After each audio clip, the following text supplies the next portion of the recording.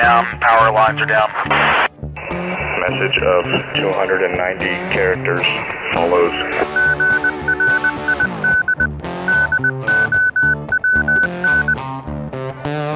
Hello everyone, this is Patrick, in for another episode of Grid Down, Comms Up on the Prepping Academy podcast.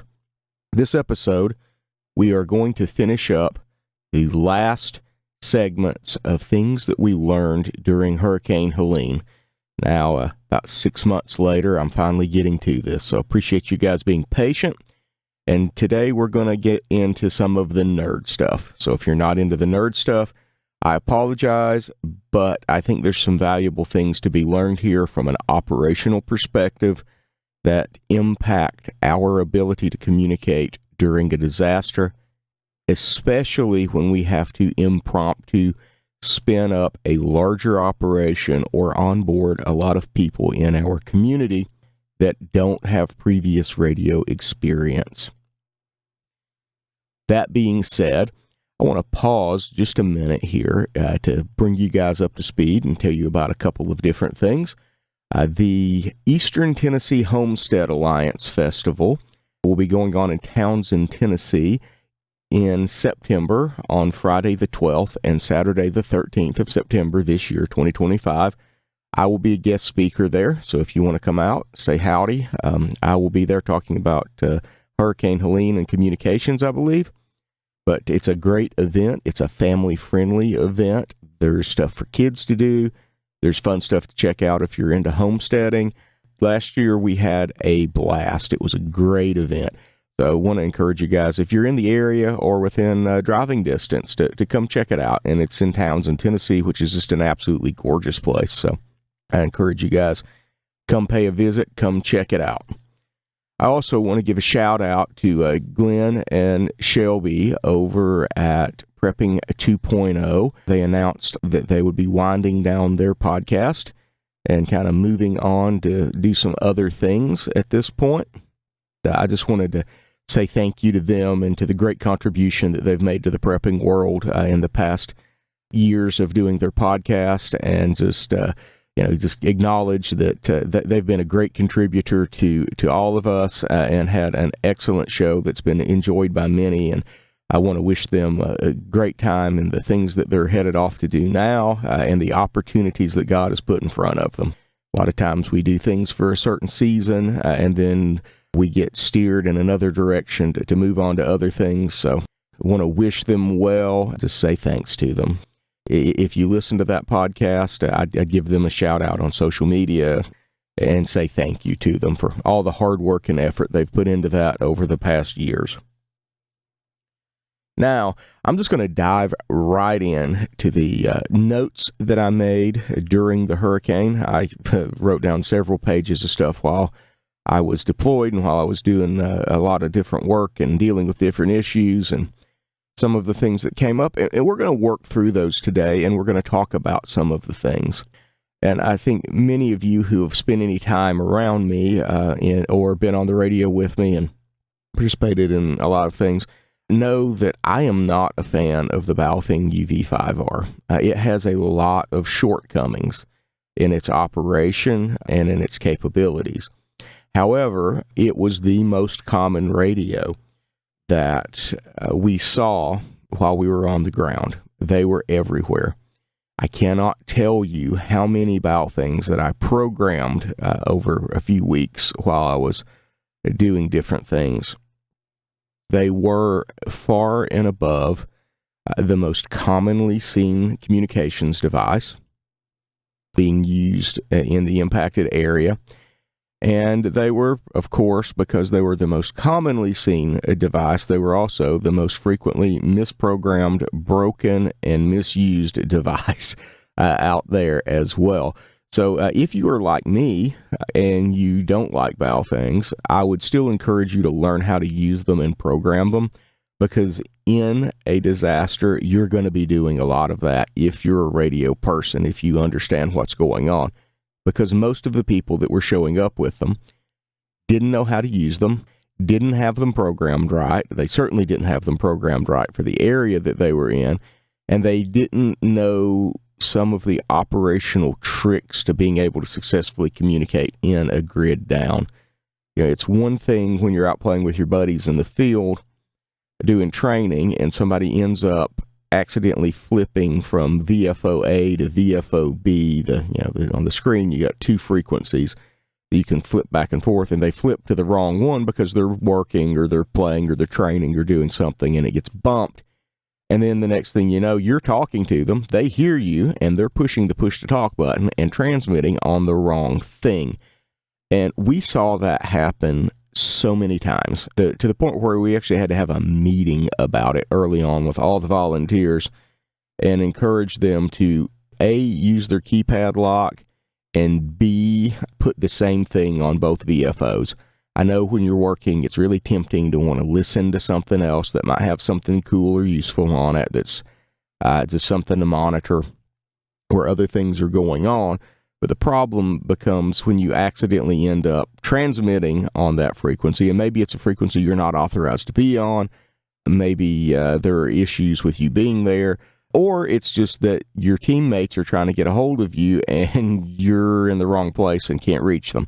And that can be in a situation that is a true disaster when you're doing recovery work, when there's heavy equipment around, when there's dangerous stuff going on. Not being able to reach you, not being able to account for you can cause mobilization to go look for you. So don't be that guy that everybody stops working to go hunt for because they're not working their radio correctly and have been out of contact for 2 hours, and everyone wants to know, are they lying underneath a tree in a ditch somewhere. So make sure you know how to use that and be familiar with those aspects of your radios.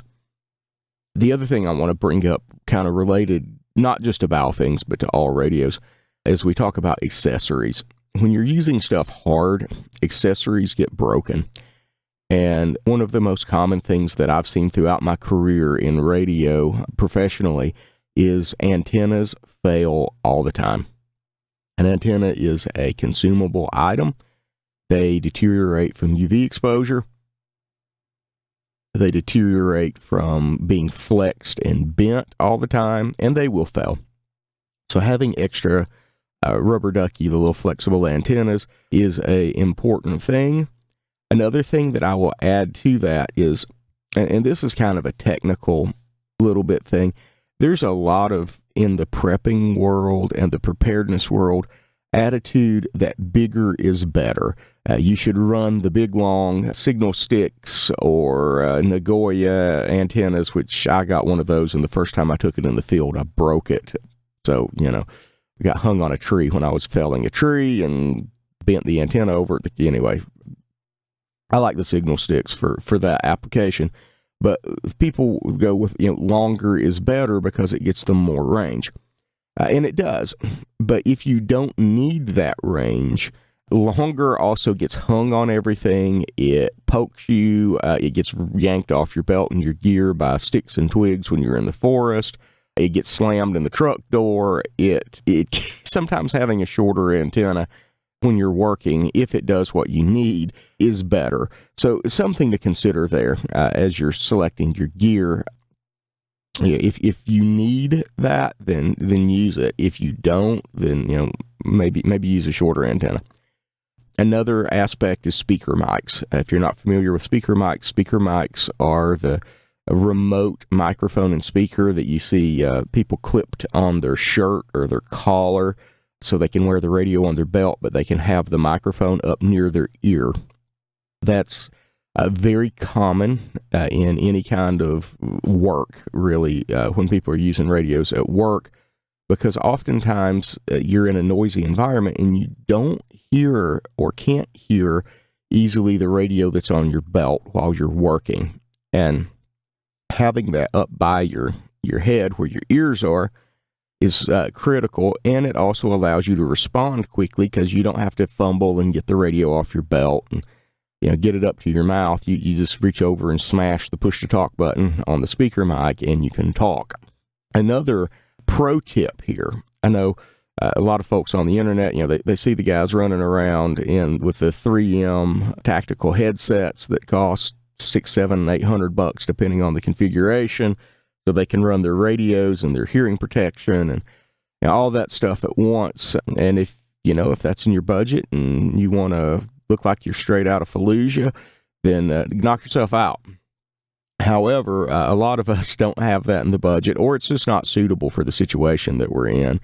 Another quick tip that you can do is most quality speaker mics have a 1/8 inch headphone connector on the bottom of them or the side of them, and you can plug an earbud into it. You can pick up really cheap mono earbuds on eBay or Amazon for almost nothing. So get a bunch of them because they're not very good quality and they'll break. But you can plug one of those into the speaker mic, into the headphone jack, and then you put that in your ear, and then you put your hearing protection over your ears, and now you have, a poor man's way of being able to listen to the radio while you're in a loud piece of machinery or running a chainsaw or doing anything else where that you need to be able to hear the radio, but you can't hear it over the noise. And that's a really cheap way to get into that kind of solution. So something to consider and maybe add to your plans and your equipment list, especially when you're doing those sorts of things. It also gives you a little bit of discretion because when you plug those in, the only person that hears the radio is you. And depending on situation, that might be good if you're trying to do noise discipline or things like that. Now, I'm going to pick on a little bit Anytone radios here. This is Anytone. Don't sue me. This is not an issue with Anytones. They make pretty good gear, and it works well. This applies not just to Anytones, but my experience was with Anytones in this situation because there were a lot of them around, but the same could be said of Motorola or commercial Kenwood radios or ICOM commercial stuff. Anything that requires a proprietary software to program during a situation where you don't have the internet, you can't get to chase down all the software and all the things that are needed to program some of this stuff, becomes a real headache, especially when you have a different piece of software for every radio and you're trying to match and figure all that stuff out. It ends up being a time suck to program gear. And we had a lot of equipment, some of which was donated, that was Anytone, and I spent the better part of a couple of days programming radios. One, because DMR radios program a little different, even if you're doing analog, and people that only have experience programming with like chirp or simple Baofeng amateur radio type programming stuff often struggle with commercial radio type programming. So that's something to keep in mind as well, is make sure your radios are something that either you can program and you have everything you need with you to program, or that you've kind of agreed on something or settled on something if you're going to have to ask for help programming that can be programmed with. There's a free piece of software called Chirp.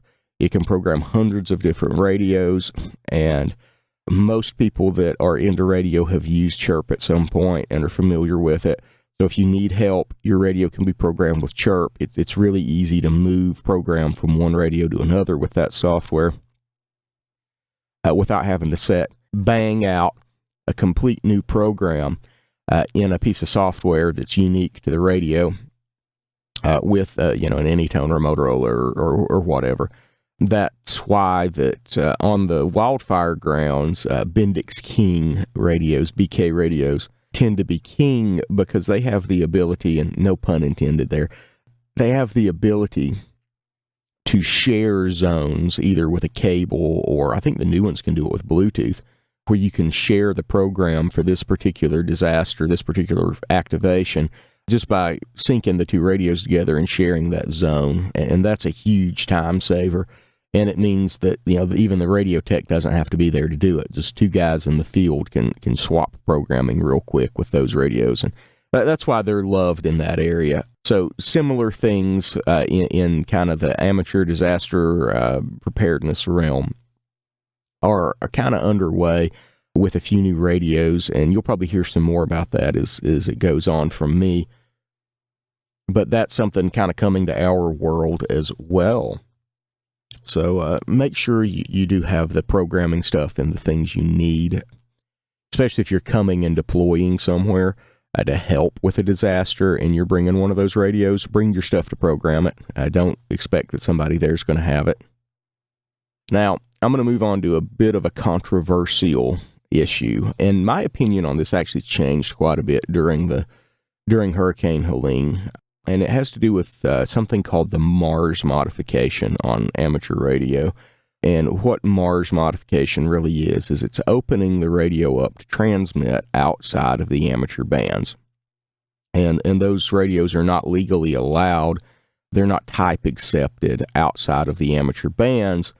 And there's a variety of reasons for that we're not going to go into here, but it was a very commonly performed mod during the hurricane because a lot of people, when you went to a community, the common radio service that was in use by communities was the Family Radio Service, or FRS. And we'll talk a bit more about that later, but a lot of people were using their amateur radios because it was all they had with them to communicate with other people in their community on FRS, and in order to do that, they had to mod their radios to work outside of band on the FRS radios. So, I would have years ago said, don't Mars mod your radios because it opens up the door to accidentally transmitting somewhere that you're not allowed to, especially as a new person. And I would still say as a new person, this is something to be very careful of. But I think in a disaster like this, being able to do that it potentially saved lives. So it would maybe be a good idea to have at least one radio, if not some of your radios that can do that. I will kind of warn everybody with that, is a lot of folks kind of get into radio and they're learning. You can get away with a lot with a handheld radio. Because the handheld radio antennas are very inefficient. They're very low gain or even negative gain. It's related to a dipole.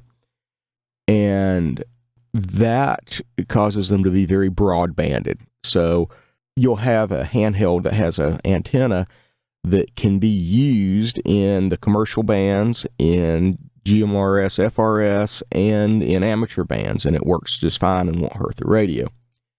When you move into mobile radios, more powerful radios, 50-watt radios you would put in your truck or at home, and you're running antennas that have antenna gain, they're putting more radio energy towards the horizon, those antennas get narrower, and they may only work in one service.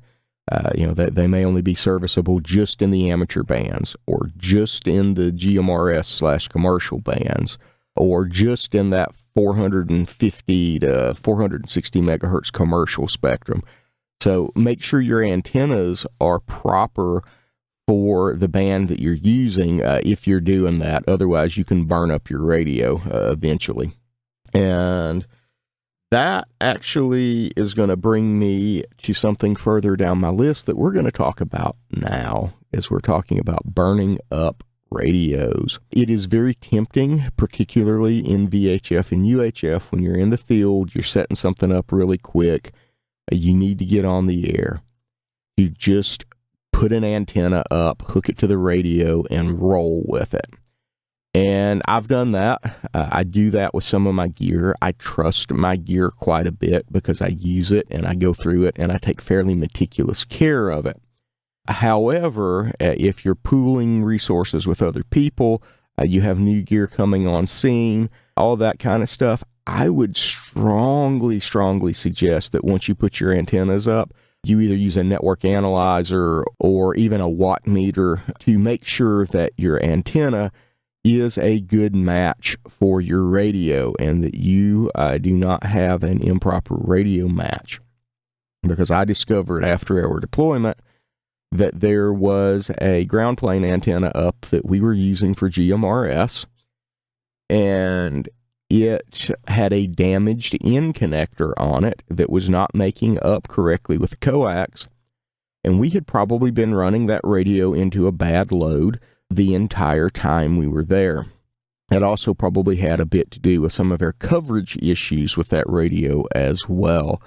So it does pay to check your stuff. In a hurry, it's tempting to just skip that step, but make sure, because if you do smoke a radio during an emergency, getting a replacement may be difficult and time-consuming. So protect your gear, do the testing that you need to do, and make sure everything's is good. And I'll tell you what, if some of you guys want it, hit me up, and I'll post a video on my @GridDownCommsUp YouTube channel about how to measure antennas and make sure that they're okay. And I'll do it with a watt meter and with like a nano VNA or something.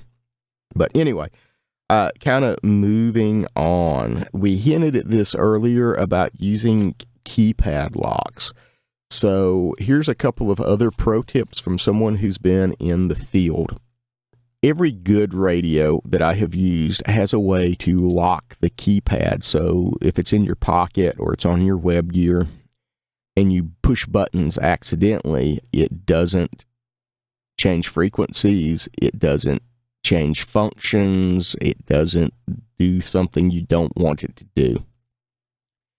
I would learn how to do that on my particular radio and get good at it and remember how to lock and unlock it, because it's something you need to do when you're working with a radio and it's on you. Otherwise, you will get bumped off frequency. If your radio has an analog knob for changing channels, one that you rotate rather than a button that you push, sometimes those knobs get rotated. Even if the keypad lock is on, some radios don't lock that knob, and they'll get rotated and you can end up off frequency. Well, a little pro tip, and this also works for the volume knob, because I cannot tell you how many times that while working, my volume has gotten turned down on my radio, is a piece of electrical tape. Keep a roll of electrical tape stuck in your gear, and when you set your radio up in the morning, you set the volume where you want it, you put it on the channel you want, just take a piece of electrical tape and stick it around the volume knob or the VFO to keep it in place. Same kind of concept that guys who run exposed turrets on rifle scopes use, where they'll put a piece of tape around the exposed turret to keep it from turning when it bumps into their gear. You can do the same thing with a radio. So just a little pro tip there that will maybe help you from being the guy that everyone comes searching for, not because he's on the wrong channel, but because his radio's turned down and he doesn't hear anybody. I can tell you from running some big events that every year when I'm running a fairly big event with about 30 to 40 radios deployed to people that are new to radio, for the most part, that somebody bumps the volume knob and turns it down and we have to go find them. Again, don't be that guy. So another item on my list of kind of nerdy things that you need to be aware of is misprogrammed radios. So when you have a lot of people programming a lot of radios coming into a new area, they're in a hurry, maybe they don't do their final testing of the radios to make sure they're programmed correctly, you end up with radios that are programmed incorrectly. How they're programmed incorrectly can vary. They can be misprogrammed in that there's a typo and there's a digit wrong in the frequency, and they're not even on the right frequency. It can be that the tone that is needed to operate the equipment is programmed incorrectly. Or it can be something maybe even a little less obvious. So for those of you that are new, when you're using something called a repeater, which is a mountaintop device that listens on one frequency, retransmits on another frequency at the same time, your radio transmits on what's the input frequency when you hit the push-to-talk button. And when you let off the push-to-talk button, it goes back to listening to the output frequency of the repeater, so you hear what other people are saying on the input. Kind of how a repeater works in summary. And you can end up not programming the offset correctly, which is the difference between those two frequencies, and end up having issues accessing. Or you can accidentally program it so you're using just the output frequency, which means that the repeater doesn't hear you, people who are listening to the repeater and are in simplex range or radio to radio range do hear you, but your range is greatly reduced. And we had that issue very early on with a radio that was misprogrammed, and it was very important radio that was misprogrammed and wasn't getting into the repeater. It was just on the repeater output, and everybody that was within maybe we were in an okay location, maybe 5 to 7 miles of us could hear, no problem. But if you got further out, then they didn't hear you because you weren't on the repeater. And anyway, we figured that out. I figured that out on my first trip up, and we got that resolved real quick. But, be on the lookout for misprogrammed stuff. I've seen that happen many, many times at events and other things where there's a radio that's got a programming problem that shows up. And as Murphy would always show up and have it, that radio always ends up with the most important person to communicate to in the situation. So just be aware of that. So those are some of the things that we learned early on. Another thing that I want to talk about, and this is, I don't want to bash Chinese radios on this, but this is some Chinese radio, or maybe I should say this is a cheap radio problem. That might be the better way to put it. During a disaster, especially if you're working with a group and you are the person that's running the radios in the Tactical Operations Center or the Emergency Operations Center or whatever, radio's audio quality matters because you're listening to it for hours on end, and the ability to understand what is being said to you by someone on the other end when your ears are fried from listening to, you've got a headache and you're sleep deprived and you're wired on coffee is important, because if you miss something, you have to get people to repeat it, or you might not hear it altogether. And that is an issue with a lot of radios. As we showed up, our talk radios kind of evolved from some very, very crappy Chinese stuff to some better quality Chinese stuff, such as the I think it's the UV50X2, and then eventually to some true dual band VFO radios, the Yaesu FTM 400s that we were running. And with each step, the audio quality got a lot better. And an example of this even would be GMRS. I don't remember what the first GMRS radio we had was. It was some inexpensive import radio. And that radio was very hard to understand what people were saying. The audio was kind of muddy. It was plenty loud. It just wasn't intelligible. And I swapped that radio out pretty early on with one of my commercial radios. I brought a Kenwood TK860G, I believe it was, with me. And those were commercial UHF radios. Saw a lot of work 20 years ago in the fire and ambulance service. So there's a lot of them out there. They're good radios. And when we hooked that radio up, the audio quality turned heads. I mean, you could be across the room and understand clear as day what the person on the other end was saying, no question asked, as opposed to having to stand over the radio and try to figure out what they were saying, especially if they were in a noisy environment.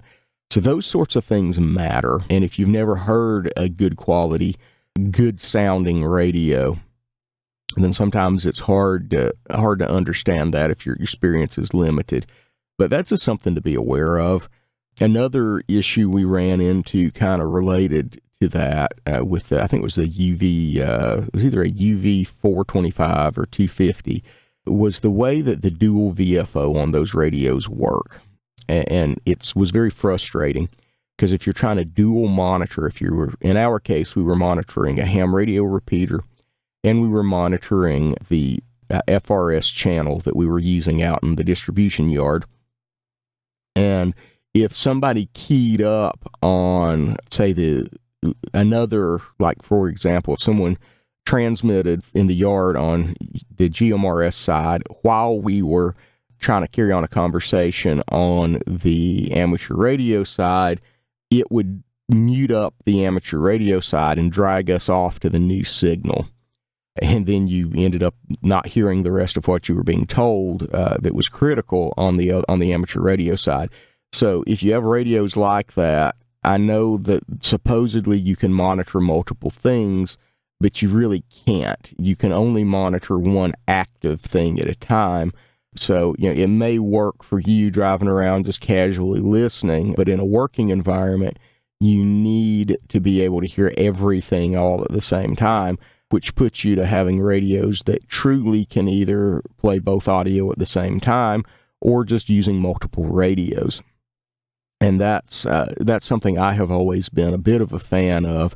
I do have people that have asked me, hey, what about like a Yaesu FT, was it 990, 991, the shack in a box that does HF and VHF and UHF amateur radio stuff. Well, that's cool if you need a single box to carry around with you, portable or that kind of thing, want to install in your truck, and you understand the limitations.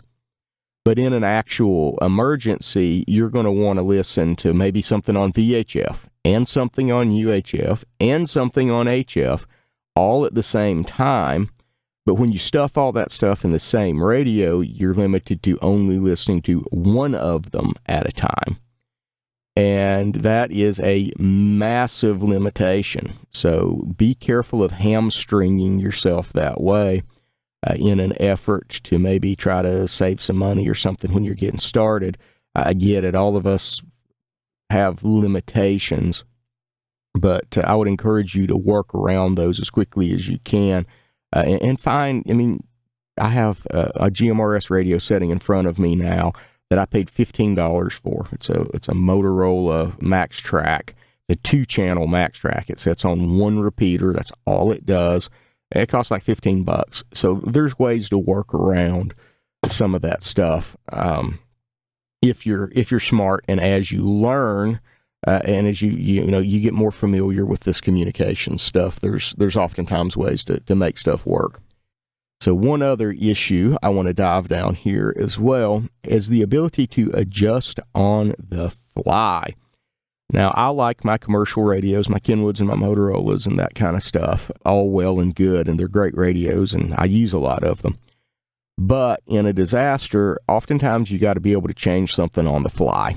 New frequency. Hey, everybody, we're moving here, and you need to reprogram. Well, with Motorola, that's going to involve a laptop, the right CSS, and the right programming cable to even get started. And, I guess you can do that, but you need to be able to make adjustments on the fly in a disaster or an emergency, because it is a constantly evolving situation, and what was the case yesterday may not be the case today, and what was the case this morning may not be the case this afternoon as the situation changes, because remember, you are a support person in the radio world, and the mission changes and evolves, and you've got to continue to support that. And oftentimes the mission changes and evolves in ways that require you to pivot on a dime. So be sure that you're able to do that and that you're able to function off-grid and do that effectively without inducing additional operational drag. So there's enough operational drag as there is. Another example of this, and I'm going to bust on JS8 call for HF. Some of you guys that do HF are looking at me with daggers now. If you don't do HF, you don't know what JS8 call is. It's a weak signal mode that is fairly slow, but allows you to send text from location to location with very minimal signal that would never support voice and, frankly, never support faster digital modes. It's a really cool mode, but it does have an Achilles heel, and that is that it requires everything to be time synced. The station that is transmitting and the receiving station need to have a time sync, which is easily doable with GPS, and it's easily doable with network time if you're on the internet. The problem is when you go into the back country after a disaster and there is no internet, that leaves you with GPS. And if your GPS works, then all is great and good. If it doesn't, then you have to manually do a time sync. And I'm not going to go into that with JS8 right now. But the problem appears because people are used to the time sync happening automatically. They don't have to think about it. Then when it stops working, they have a moment of, or sometimes a permanent moment of, I can't figure out why this is working. I've just got to pivot to something else, rather than realizing, oh yes, my time sync isn't working and I'm going to have to figure out a way to get a time sync from another signal, assuming you have another signal, which can also be an issue during a disaster. There may not be that many people on the air transmitting that you can sync to. It's something to keep in mind as you're developing your systems and tools with your group and your response. Oftentimes there are things that seem easy and work great that really don't work during an emergency. And that's one of the reasons that you've got to get out there and train. You got to go practice. You got to do this stuff. You got to simulate the real situation. Don't go out and use your cell phone to sync the time on your computer while that you're in the field. Assume that that's not going to work and figure out another way. That said, some other things that we ran into that I want to pass along kind of in this episode of things were radio discretion and use of pro words. Now, in the amateur bands, you're not really allowed to, you're not supposed to obscure the meaning of your transmission. That's one of the things about amateur radio being open and public and for experimentation and learning. It's not a commercial radio service. It's not intended for your private communications. But during a disaster, there are situations where you may want to use discretion about what you say on the radio. It's not necessarily the time to give out certain information. But we also saw that sometimes you just got to do what you got to do. In Asheville, they were reporting bodies in trees and stuff like that on amateur radio where everybody could hear it. And those are, you have to understand the situation you're in when you're doing that kind of stuff, as well as there may be sensitive political things going on between communities and other things that you need to have a way to discreetly, ask, hey, I need somebody to come get me because the situation isn't safe. And you don't want to just say that on the radio. So, have a plan before you go into those situations. Have a safe word, as it were, so that if something does go sideways and you need to discreetly say, I need exfil now, that you've got a way to do it. Have a plan, have a well-written communications plan during a disaster before you go out into the field, because you're not going to be able to put it together once you're in the field and cover some of the bizarre bases that you don't think that you're going to need, because things get weird sometimes is the best way that I can put it here in the podcast, is things got weird and we needed, a way to communicate certain things at times, and you had to have a plan for that. And we kind of got caught off guard initially, didn't have a plan for that, and then had to implement a plan because, again, we didn't think that during a disaster things were going to get that weird. So make sure that you do have those sorts of plans and you have a communications plan with pro words and those sorts of things laid out. This is also another case for data over radio, using digital modes, and I don't mean like digital voice like DMR or those sorts of things. I mean text over radio, like sending a fax over the radio. Having the ability to do that, frankly, eliminates probably 85% of the listening audience instantly. So if you need to send something from one point to another, you can send it, unencrypted, fully legal on amateur radio, but most people are just not set up to do that. And you've just eliminated most people by going to a digital mode. The other thing that goes along with that is it's faster. You can move accurate, checksummed, precise information really fast with digital modes, like hundreds of words, up to probably over 1,000 words a minute in digital modes, perfectly relayed from one end to the other.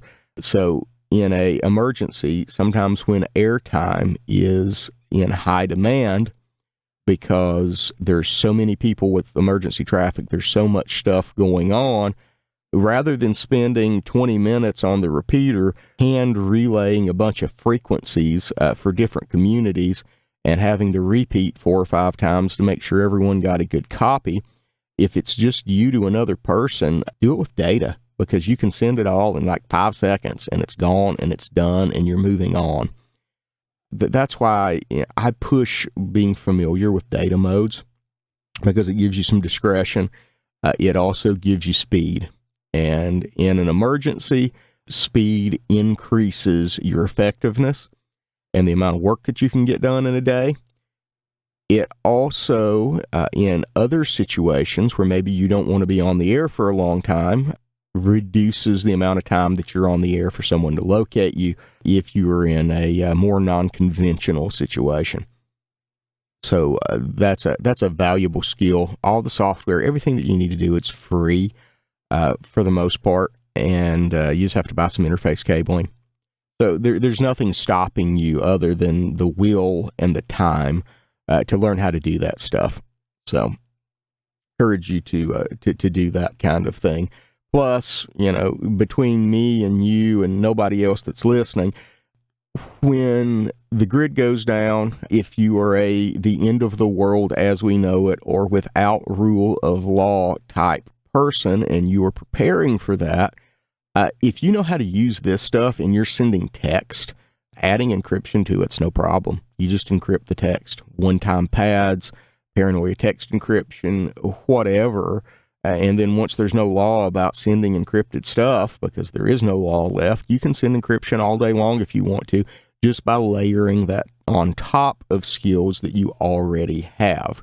And that also builds a very important aspect of tradecraft, where that you are involved and you are touching every step of that encryption to verify that it is working correctly. Because so many times in the commercial communications, the law enforcement world, those sorts of things, where we depend on all the encryption to be taken care of by the electronics in the background, sometimes something goes wrong and you aren't aware of it and it's not encrypted anymore. And that causes a lot of problems at times, and especially in very dangerous, very high-risk situations.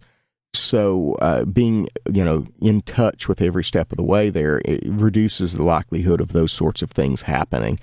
Whereas if you're just depending on that little circle on the screen of the radio to tell you you're encrypted, yeah, great, you may be encrypted, but what about the guy transmitting back to you, So just something to keep in mind. Now, I'm going to talk a bit about, we're going to get way into the nerddom side of things, and we're actually going to talk about some stuff that I have taught in a number of kind of more advanced communications classes, and you guys are going to get it for free here, because I think it's something valuable that a lot of folks maybe don't understand. If you're not into radio, I apologize. I hope that you maybe glean some useful stuff from this. But some of it's without context, maybe going to be a little tough. So these are just some things we ran into improvising and operating on the go that I made note of that were valuable.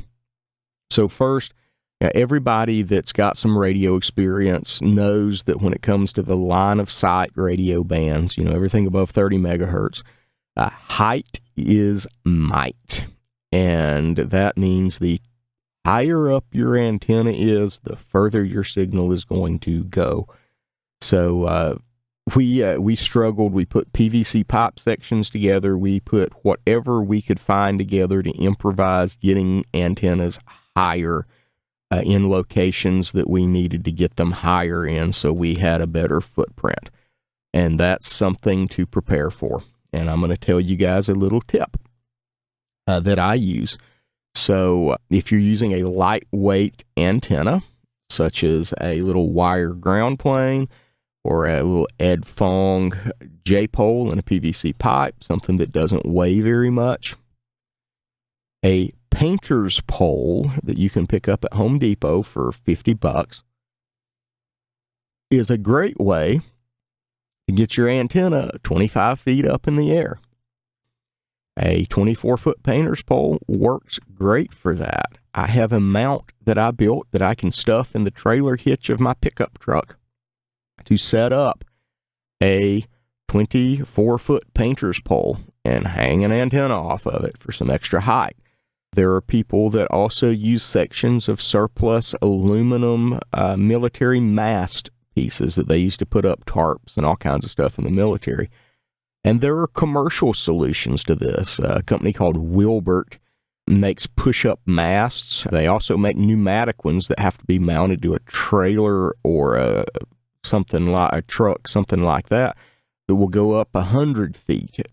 And there are crank-up towers that are mounted on trailers. Another quick and dirty one, you happen to have a disaster relief ministry and you're trying to figure out how can I get my antenna higher, and you've got a light plant, the things you see parked along the side of the interstate at night with the little generator running the lights so they can see to work at night. Well, those things go up 16, 18 feet when you crank the lights up. So figure out a way to mount an antenna on top of that to get some extra height. Now, there are certain ones of those I might discourage that because the lights make a lot of radio frequency noise and can cause problems. But, that's potentially an improvised solution there to get some extra height on your antennas. Keep those things in mind that you want height. Another issue that we ran into, so Hurricane Helene was different than a lot of emergencies. There was so much damage to roads and infrastructure compared to your typical tornado or hurricane that it made getting anywhere difficult at times. And there were a lot of people using UTVs because UTVs could go places that vehicles simply wouldn't go anymore. Well, then you find yourself, how do I mount a radio to a UTV? Because my handheld radio just doesn't have the power to get it done. I need more power and I need a better antenna. So how do I mount an antenna to a UTV that's just got a roll cage and a fiberglass roof on it? Because I can't use a magnetic mount. And I can't, use a lot of the traditional mounting solutions because, one, they won't stick. And two, I don't have a ground plane for my antenna, so it's not going to work. Well, there is a solution for that. Been around for a very long time. So antennas such as half-wave antennas do not require a ground plane. If you give them a ground plane, you will actually get some positive antenna gain, but if you don't, then you just get basically a dipole for use that doesn't need a ground plane. So if you don't have a half-wave, no ground plane VHF antenna, or UHF if you're operating in UHF, in your kit, most of the major antenna manufacturers make them. I encourage you to buy commercial antennas, not necessarily amateur radio antennas, just because the durability when they're getting smacked by tree limbs and pulled on and beat and all that kind of stuff tends to be a lot better with commercial antennas than it does with non-commercial antennas, such as some of the cheaper antennas. Grab yourself an NMO mount, a new Motorola mount, half-wave, toss it in your kit. It's $75 well spent. And then Get yourself some NMO mounts that can be attached to the roll cage of the UTV with a couple of radiator clamps, the worm drive radiator style clamps, or, if you don't have that, a couple of big Skookum zip ties to attach them. But, have a couple of options for clamping an NMO mount onto a pipe or a piece of the UTV. There's a number of different mounts out there. There's some that are designed to mount to luggage racks on trucks that you can maybe clamp around a mirror.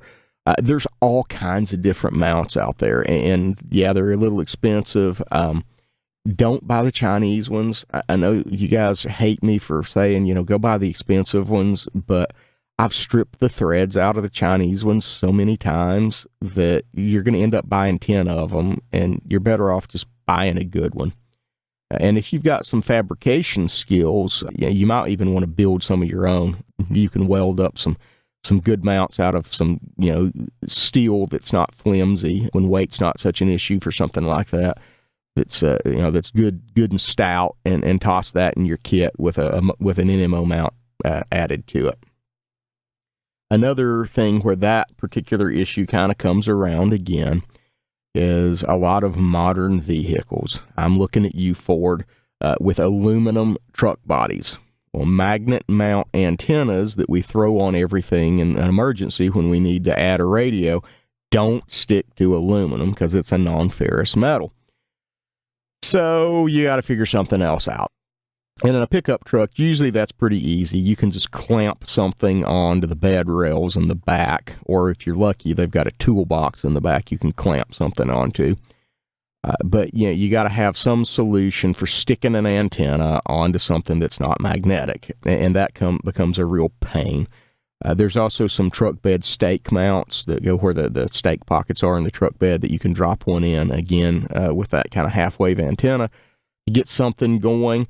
So you need to have a plan for this, and the same goes with like some of the Toyota Tacomas have fiberglass in the beds of them now, and all of those things cause no ground plane issues. I can't use mag mounts, all of those sorts of things. And then after you put the antenna on, we talked earlier about testing your antenna. Well, after you put the antenna up, you need to test that antenna and make sure that you have a good match and you're not going to hurt your radio. And you're probably, a lot of the ham radio community now is looking at me going, but I got a radio installed in my truck. How do I need to be able to do this? I'll just take my truck or my car or my whatever. Well, that's great, except when you get in a disaster and either A, your vehicle is not capable of going, or B, we're all going to ride together in this truck for convoy security reasons. We're putting multiple people in vehicles to reduce the vehicle count. Or third, we're only sending, one or two vehicles out to this site for logistical reasons, and your vehicle isn't capable of pulling the 16,000-pound excavator or the 20,000-pound excavator that needs to come with us. So you're oftentimes, as a communications guy, you're just going to have to jump in a vehicle and go with the crew that's going to do what their vehicles are set up to do the job for. And that may preclude you bringing along your vehicle. Having the ability to quickly, do a temporary install, a mag mount is kind of the entry level of that. And that's another thing, while we're talking about that, if you needed a mag mount locally during Hurricane Helene, you were out of luck, because every radio supplier in 100 miles was sold out of mag mounts, because all the municipalities, because cell phones weren't working, were stuffing radios in every car that they sent out to do anything, and they were sticking mag mounts on top of them. So, that said, we need to talk about radios in these portable situations and powering these radios in these portable situations. There's always the cigarette lighter option, and that works, but it also can have noise issues and a lot of other problems, and frankly, I just don't like to depend on it. But I would have the cable to do it, because one is none, two is one, right? Also, having some clip leads for your radio so you can clip onto the battery in the vehicle and run a cable through to power your radio is a good thing to do. Have some good stout battery clips. If you use Anderson power poles to interconnect all your stuff, you can kind of plug and play and mix and match all your stuff and get something power-wise working. And my personal preference on this is actually to use something akin to a man-pack military-style radio that you put together. I have used the company called AmRRON, make some really cool rails to protect your radio, and I have several radios mounted in AmRRON rails in a bag with a 10 amp hour lithium battery, and that's enough for me to run in those situations where I'm not using the radio at a high duty cycle, at least all day, if not a bit longer. And I can always bring an extra battery and swap it if I need to. And that gives me the ability to run my 50-watt radio at 50 watts for very short communications if that's what I need to do. Because remember, you're just going to be checking in once in a while, or you're calling for help. Maybe you're transmitting for 2 minutes an hour, so your power use is not super high. And then you can grab that radio and you can throw it in any vehicle you want to, hook a mag mount to it or hook a clamp mount to it, and your comm's up ready to go. So that speed and that ability, when everybody's running around like a madman at 7 a.m. or 6:30 in the morning trying to get out of there, and you've got to make this work, make it easy on yourself. Have your gear able to do that. Don't have a tub full of wires and junk that you got to sort through and untangle and hook up. Walk up, throw the mag mount on the roof, or twist the clamp mount onto the roll cage, plug your radio into it, turn it on, and sit down and be ready to go. Or go help the guys that need to load some other stuff. So putting your kits together like that is super critical. You can also, in those situations too, throw a folding, 40-watt solar panel and a little charge controller in. And then when you get to the job site, toss the solar panel on the hood of the truck and plug your radio battery in and top it off. I've done that in several occasions, and I came back with a full battery at the end of the day, just like I left with a full battery, and I didn't have to charge anything overnight. That brings up the next thing on that front. Have a charger. You're going to need to be able to charge your gear off shore power. Some people, we only focus on solar and operational off-grid and that kind of thing, and we plan on charging our gear off solar. Well, that's cool, but if you're doing a high turnover, high operational tempo thing like disaster relief, you may have AC power around and you may be able to just charge off that, and it's a lot easier, and you may need to do it overnight while you're sleeping so your gear's ready to go again in the morning. And that can be very critical. You can also take a 100 amp battery and a 20 amp charger, recharge it in 5 hours while you're asleep, be ready to go, and have a big battery if you happen to be doing something that requires that as well. So think about that modularity. Think about having all your gear so you can quickly move from one location to another, and so that you can quickly set things up and effectively do the job that you need to do as a communications person. Remember, communications, logistics, they roll hand in hand. You're facilitating the mission moving forward. You're not the mission. You're not mission control. You're oftentimes nothing to do with the command decision line. You're just communicating what needs to be communicated. And the guys who are at the top making the decisions are depending on you to be able to make that happen. And they may turn and look at you and go, hey, can you communicate from here to there, and need an answer? And they don't want the details. They don't care how you're going to do it. You just need a yes or no answer. And think for a second and give them a yes or no answer on that, and then they'll continue on with their mission planning. And after that's done, you're going to find out what kind of disaster you just got drug into. And that's just part of it. From a emergency preparedness perspective, that's something that we really have to be prepared for, because it's not just going to be us. We want to do the lone wolf thing. We want to just do our own little mag group, but you need to be able to interface with other people on a larger scale situation. Another kind of item that I want to get into here is power. We talked about charging just then off of AC power, because there's probably AC power available somewhere. There's generators everywhere during a natural disaster. They're very common. You can plug in and charge stuff that way. However, if you find yourself unlucky enough to be somewhere you're going to have to power your gear off of a generator remotely, oftentimes the generators are not what I would call quality generators. They are not Caterpillars or Catalites or things like that. They're not big diesel, quiet, designed for running electronics. They're not, military MP generator or MEP generators. They're not things like that. They're Harbor Freight specials or, Sam's Club specials, and some of them are inverters that are not well designed.